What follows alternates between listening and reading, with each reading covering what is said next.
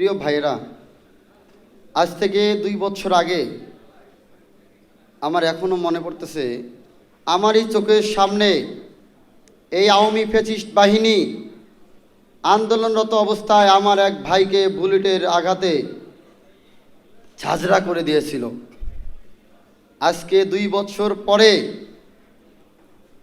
আমার মনে হচ্ছে আমরা যারা আহত হয়েছি, জীবন দিয়েছি, আমাদের যে উদ্দেশ্য ছিল, আমাদের উদ্দেশ্যটা সফল হয়নি। আমরা অবাক হয়ে তাকিয়ে দেখি, আমরা একটা পরিবর্তন চেয়েছিলাম এই বাংলাদেশে, যে পরিবর্তনের ফলে বাংলাদেশ পুরো পরিবর্তন হয়ে যাবে। কিন্তু আমরা দেখতে পেলাম, আমরা আন্দোলন করে, জীবন দিয়ে, শহীদ হয়ে, রক্ত দিয়ে আন্দোলন করে আমরা একটা সরকারকে পরিবর্তন করেছি। এই আন্দোলনে তারাই সফল ভোগ করছেন।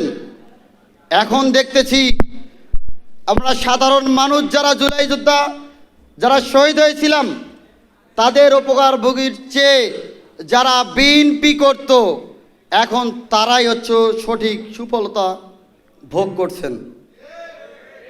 আমি বলে দিতে চাই, আপনারা যারা এখন আমরা জুলাই যোদ্ধা সংগঠন গড়ে তুলেছেন, আপনারা কিন্তু দেশ পরিবর্তন চান নাই, আপনারা চেয়েছিলেন আপনাদের সরকার পরিবর্তন।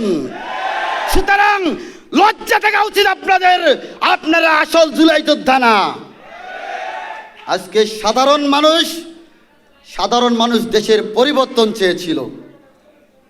আমার মনে হয় আজ থেকে কিছুদিন পরে এই বিএনপি নামক আমরা জুলাই যোদ্ধা সংগঠনটি বলবে, আমরা জুলাই সনদ চাই না, বলবে আমরা গণভোট চাই না।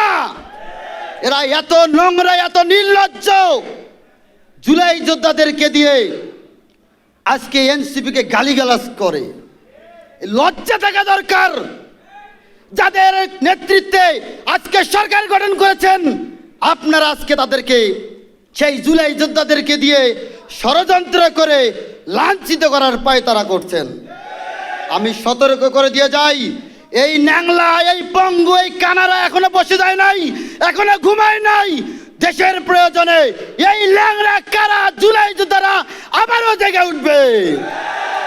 প্রিয় ভাইরা আমার, আমরা রক্ত দিয়েছি শুধু একটা সরকার পরিবর্তনের জন্য নয়। আজকের এই আন্দোলন, আজকের এই সমাবেশ থেকে বলতে চাই, আপনারা যদি এই জুলাই যোদ্ধাদের, এই নতুন প্রজন্মের পালস না বোঝেন, তাহলে আপনারাও প্রস্তুত থাকেন, এই নব্য ফ্যাসিস্ট স্বৈরাচার হয়ে এই বাংলাদেশে আর কোনো সরকার টিকে থাকতে পারবে না।